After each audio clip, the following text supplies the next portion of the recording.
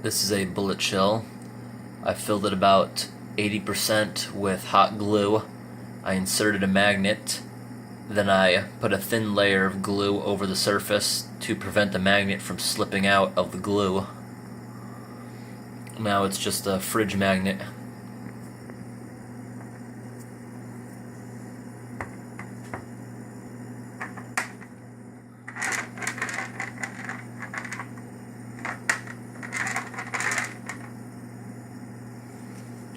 And I can use it for sticking things